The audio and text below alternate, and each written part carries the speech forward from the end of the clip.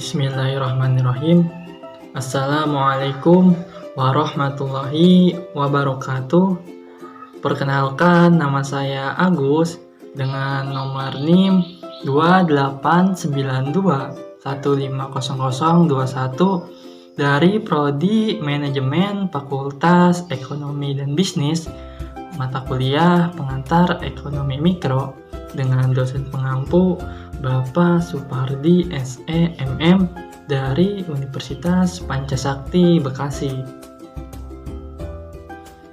Pada kesempatan kali ini, saya akan membuat video presentasi tugas ulangan akhir semester mata kuliah pengantar Ekonomi Mikro dengan judul Teori Perilaku Konsumen. Pengertian teori perilaku konsumen. Teori perilaku konsumen adalah studi yang mempelajari tentang tindakan seseorang terhadap sebuah produk, jasa, brand, atau perusahaan. Proses pengambilan keputusan untuk menghabiskan uang, waktu, dan tenaga seorang pelanggan juga menjadi bagian dari studi tersebut. Selain strategi pemasaran, aspek lain yang harus diperhatikan sebuah perusahaan adalah konsumen mereka sendiri. Dengan mengenal konsumen, tingkat keefektifan bisnis industri akan lebih maksimal. Teori ini sendiri sering kali dibahas dalam ranah ilmu komunikasi dan psikologi. Secara sederhana, teori perilaku konsumen adalah studi di mana Anda bisa mengetahui dan mempelajari perilaku seseorang terhadap brand atau perusahaan yang dibuat. Perilaku konsumen menurut para ahli.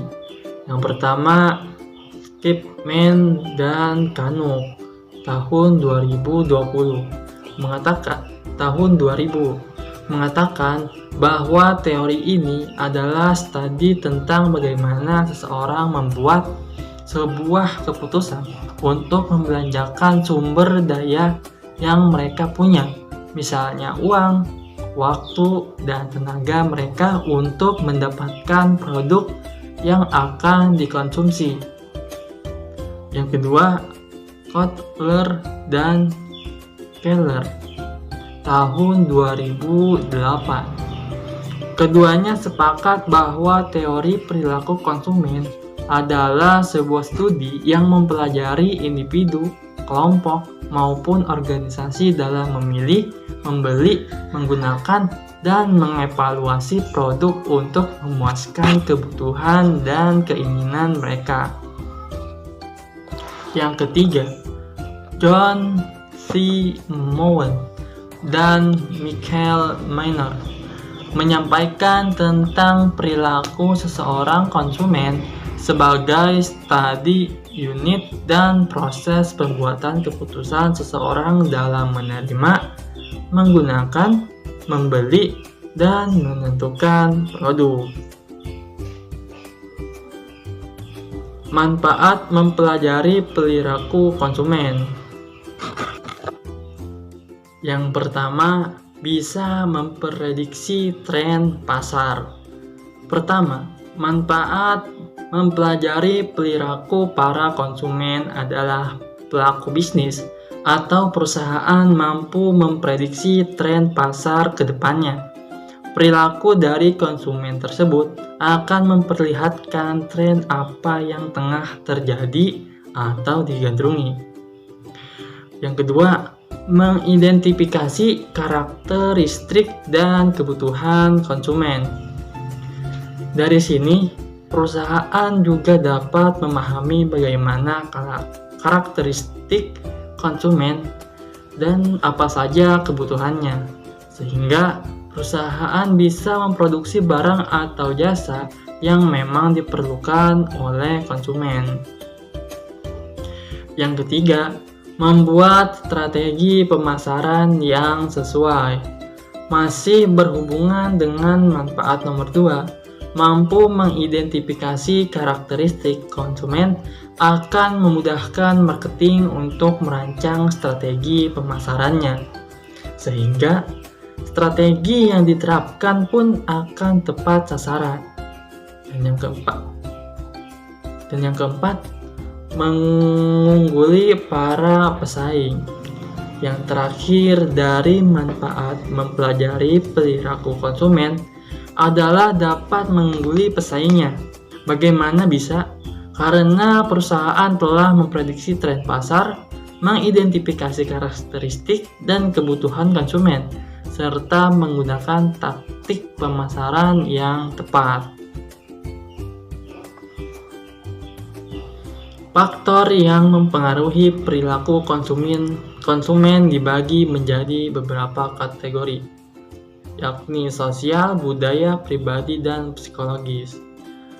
1. Sosial.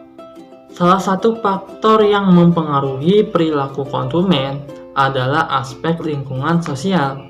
Tidak hanya peran dan status sosial seseorang, faktor ini juga meliputi pengaruh yang dibawa oleh kelompok-kelompok di sekitar konsumen. Yang kedua, budaya. Latar belakang budaya seseorang juga bisa menjadi faktor yang mempengaruhi perilaku konsumen terhadap suatu produk yang ditawarkan. Tidak jarang, seorang konsumen menjadikan aspek ini sebagai prioritas mereka dalam memilih sebuah produk. Aspek budaya yang dimaksud bisa meliputi adat, agama, ras, hingga stratifikasi sosial. Yang ketiga, pribadi atau personal. Selanjutnya, faktor yang mempengaruhi perilaku konsumen adalah berasal dari pribadi konsumen itu sendiri. Beberapa variabel yang berkaitan dengan personal konsumen adalah aspek demografis, yaitu usia, jenis kelamin, besar pendapatan, dan lainnya. Di samping itu, minat dan impresi individu sebagai konsumen juga masuk dalam faktor yang satu ini. Dan yang keempat, psikologis. Sikap dan kepribadian seseorang termasuk dalam faktor yang mempengaruhi perilaku konsumen dari sisi psikologis untuk mengambil keputusan terhadap sebuah produk. Salah satu variabel yang berkaitan dengan faktor psikologis adalah gaya hidup. Pengaruh iklan terhadap perilaku konsumen. Iklan memang dibuat dengan tujuan persuasi, namun tidak jarang beberapa dari iklan tersebut yang malah menghilangkan minat konsumen terhadap suatu produk. Oleh karenanya, penting bagi Anda untuk melakukan riset pasar dan penentuan target konsumen terlebih dahulu sebelum membuat iklan. Salah satu cara riset pasar yang paling efektif adalah menggunakan layanan Poplight. Poplight akan mengumpulkan data berdasarkan perilaku konsumen, sehingga dari riset tersebut dapat terlihat jenis iklan seperti apa yang paling cocok digunakan untuk mempromosikan produk Anda. Apakah iklan tipe mengajak atau hanya sebatas mengenal produk saja? Model perilaku konsumen. A. Pavlovian model.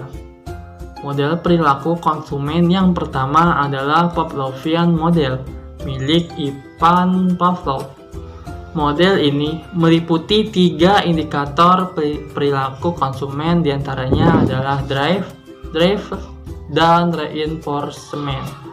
Drive adalah sebuah stimuli yang akan memancing sebuah aksi. Drives adalah kebutuhan psikologis dari subjek, misalnya saja rasa lapar, sakit, atau nikmat. B. Model input, proses, output model.